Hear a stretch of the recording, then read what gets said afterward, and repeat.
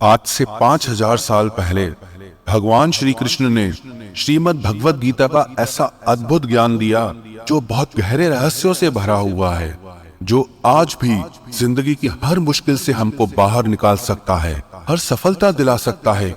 श्री कृष्ण जैसा कोई मित्र नहीं, श्री कृष्ण जैसा कोई प्रेमी नहीं हुआ।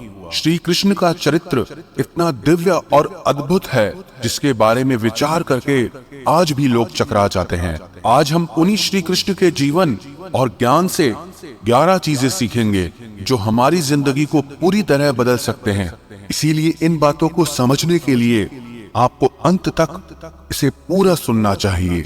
सबसे पहली बात कि आप अपनी जिंदगी में सबसे खास सिर्फ उसी को बनाना जिस पर आप खुद से भी ज्यादा भरोसा कर सकें। अगर आप किसी ऐसे व्यक्ति को अपना सब कुछ मान लेते हैं जिस पे आप भरोसा नहीं कर सकते, तो विश्वास रखना उससे आपको बहुत दुख पहुंचेगा। ऐसे इंसान से रिश्ता जोड़ के सिवाय दुख के आपको कुछ नहीं मिलेगा। लेकिन अगर आपने अपनी जिंदगी में किसी ऐसे इंसान को सब कुछ माना है जिस पे आप खुद से भी ज्यादा भरोसा करते हो, जो आपके भरोसे के निभाने के लायक हो, सिर्फ ऐसे ही इंसान को अपनी जिंदगी में सबसे खास जगह देनी चाहिए। जब महाभारत का युद्ध शुरू होने वाला था, तब दुर्योधन ने अपनी सेना के सभी योद्धाओं से पूछा कि आप लोग पांडवों की सेना को कितने दिन में समाप्त कर सकते हो। तो भीष्म पितामह ने कहा कि अगर श्री कृष्ण ना हो तो मैं सारी पांडव सेना को 1 महीने के अंदर समाप्त कर दूंगा।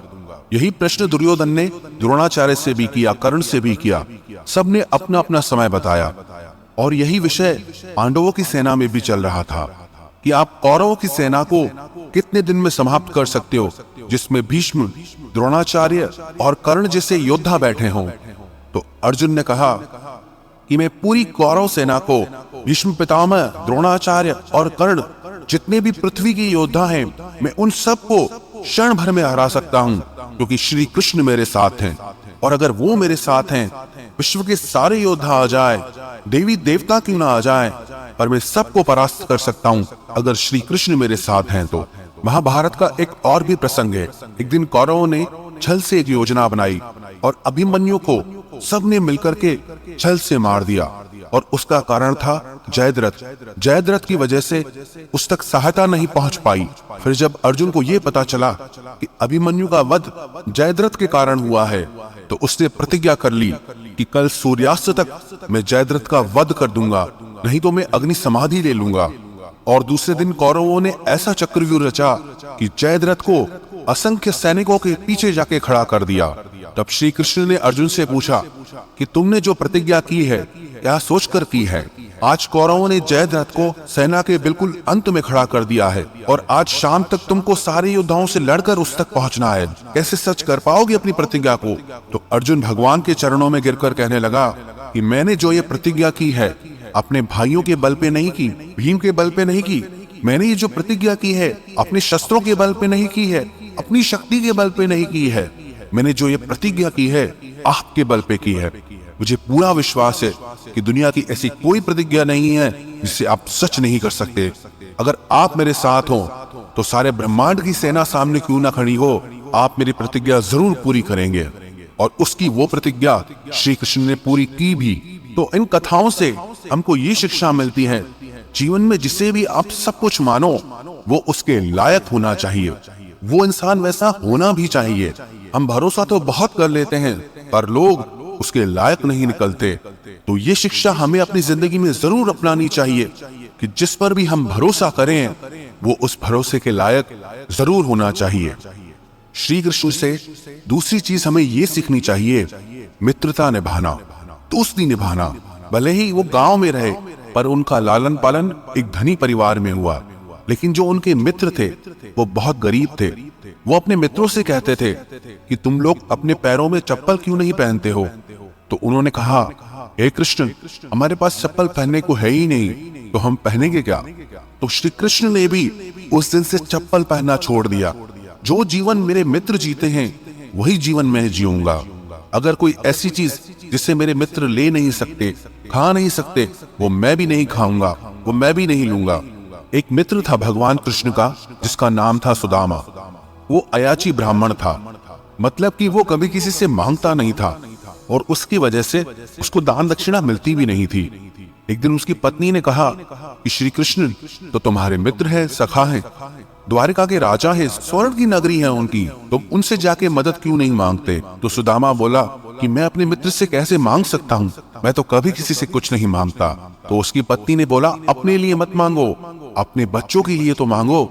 जब सुदामा यात्रा करके द्वारिका पहुंचा तो काफी दिन तक वहां पर रहा, और इतने दिन तक रहने के बाद भी वो श्री कृष्ण से अपने लिए कुछ मांग ही नहीं पाया। लेकिन श्री कृष्ण उसकी सारी स्थिति समझ गए।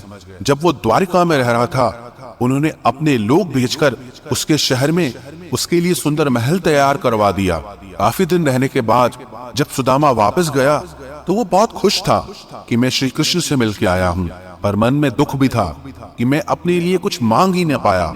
जब वो अपने घर पहुंचा तो देखा जहां उसका घर था वहां एक महल खड़ा हो गया है, दास दासियां खड़े हो गए, और अपनी पत्नी को जब सोने के आभूषणों से ढका देखा तो वो हैरान हो गया। सुदामा कहने लगा कि ये सब आया कहां से? बोला ये सब आपके मित्र श्री कृष्ण ने किया है। सुदामा ने कहा मैंने तो कुछ मांगा भी नहीं, मित्र हो तो कृष्ण जैसा जो बिना मांगे ही सब कुछ दे दे। तो दोस्ती निभाना सीखना है तो श्री कृष्ण से सीखना चाहिए। और आजकल के मित्र तो ऐसे हैं, अगर कोई कुछ मांग ले तो सारे दोस्त गायब हो जाते हैं। आप कभी किसी से मांग कर देखो, जो आपको दोस्त कहते हैं सब भाग खड़े होंगे। तो दोस्ती निभाना सीखना है तो कृष्ण से सीखना चाहिए। श्री कृष्ण से तीसरी बात ये सीखनी चाहिए, प्रेम निभाना। वैसे तो उनके प्रेम के बहुत उदाहरण हैं, पर एक उदाहरण से हम समझेंगे। श्री कृष्ण द्वारिका के राजा थे, उनसे शक्तिशाली उस समय पर कोई नहीं था, उनसे धनी उस समय पे कोई नहीं था, लेकिन उन्होंने फिर भी अर्जुन का रथ चलाया। वो घोड़ों को पानी पिलाते थे, घोड़ों की सफाई करते थे। आज की भाषा में कहा जाए तो ड्राइवर का काम हो गया। जब पांडवों ने यज्ञ किया था तो वहां पर उन्होंने सारे लोगों की जूठी पत्तलें उठाई थी।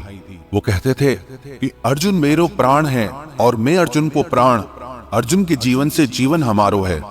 तो प्रेम निभाना सीखना है तो श्री कृष्ण से सीखना चाहिए।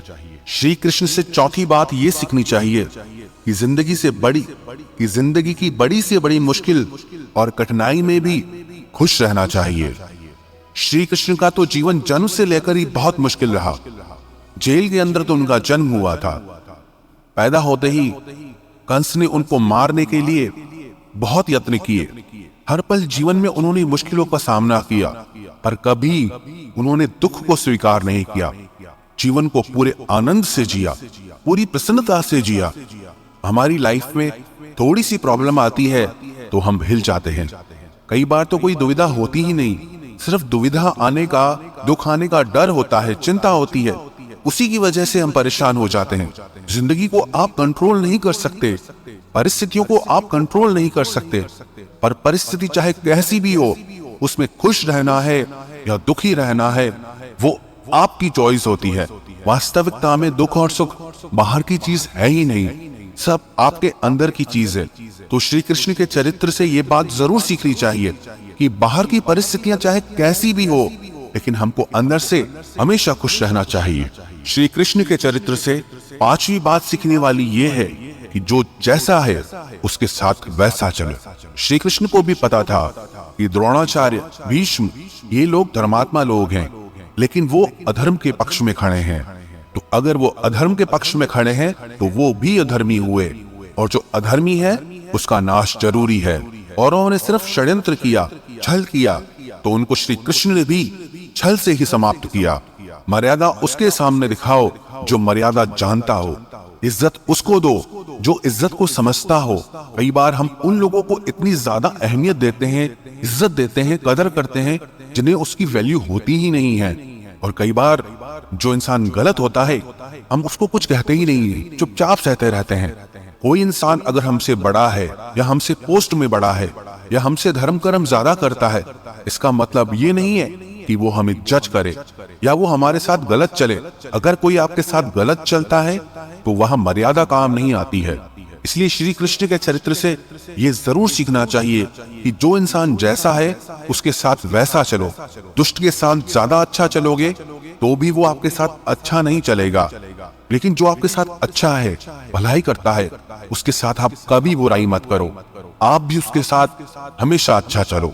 श्री कृष्ण के चरित्र से छठी बात हमें ये सीखनी चाहिए कि कभी किसी को खोने से मत डरो।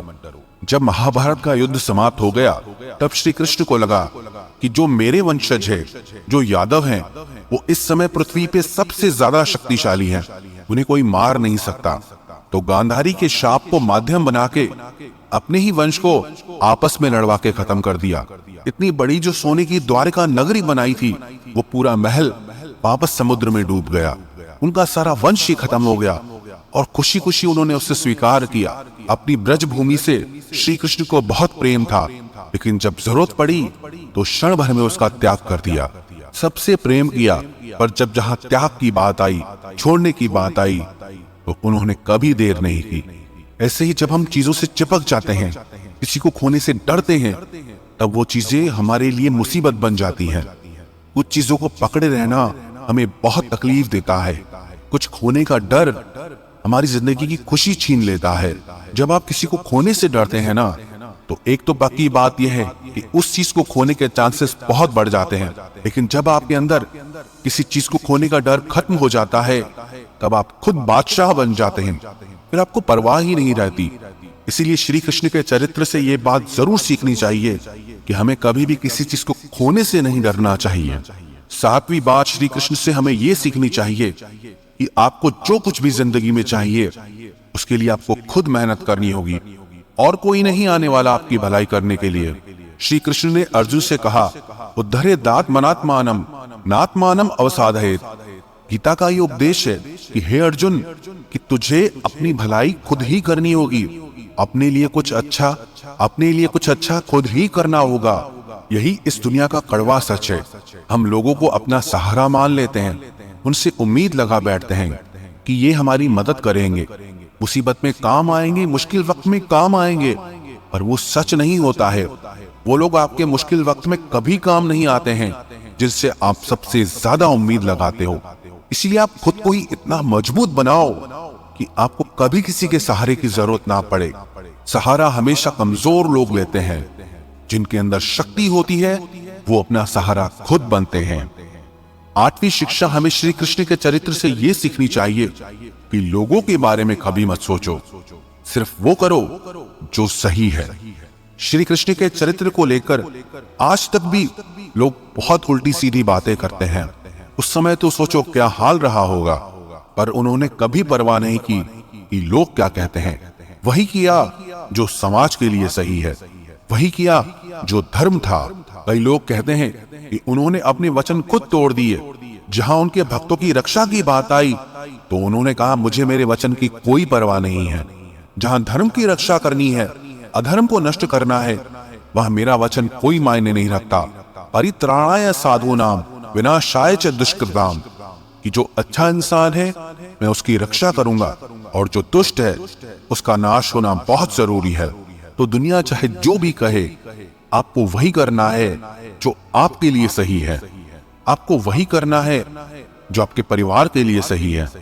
श्री कृष्ण के चरित्र से नौवीं शिक्षा हमें यह सीखनी चाहिए कि अगर झूठ बोलने से किसी का भला होता है, किसी की रक्षा होती है, तो वो झूठ पुण्य होता है, पाप नहीं। द्रोणाचार्य का वध एक झूठ की वजह से हुआ।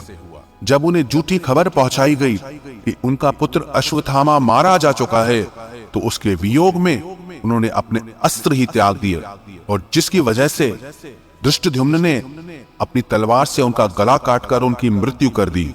कई लोग कहते हैं हम तो सच कह देते हैं, फिर किसी को बुरा लगे तो लगे। अरे लोग सच कहते ही उसी टाइम है जब किसी को बुरा लगाना हो, वरना लोग हमेशा झूठ ही कहते हैं, दूसरों की झूठी तारीफें करते हैं। दूसरों को खुश करने के लिए लोग हमेशा झूठ ही बोलते हैं। जब किसी को चोट पहुंचानी हो ना, लोग सिर्फ तब ही सच बोलते हैं, भले किसी को कड़ा लगे, भले किसी को बुरा लगे। अरे हम तो सच ही बोलते हैं। ऐसा सच ही क्या जो किसी को दुख पहुंचाए? ऐसा सच ही किस काम का जो किसी को पीड़ा दे, जो किसी का दिल दुखाए? सच बोलने का भी एक तरीका होता है। अगर वो किसी को नहीं आता, तो वो आपका सच झूठ से भी बढ़कर पाप देता है। जो सच दूसरों को दुख पहुंचाए वो सच किसी काम का नहीं, और जो झूठ किसी की जिंदगी बचा दे, किसी की जिंदगी बना दे, वो झूठ भी सच से ज्यादा पुण्य देता है। श्री कृष्ण के चरित्र से 10वीं बात हमें ये सीखनी चाहिए कि कर्म करते रहना चाहिए। सफलता मिले या असफलता मिले, कर्म का त्याग कभी नहीं करना चाहिए। पूरी गीता का सार यही है कि कर्म करते रहो, बैठ मत जाओ कि कुछ हो नहीं रहा है। अधिकतर लोग जब जिंदगी में असफल हो जाते हैं तो कुछ करना ही छोड़ देते हैं।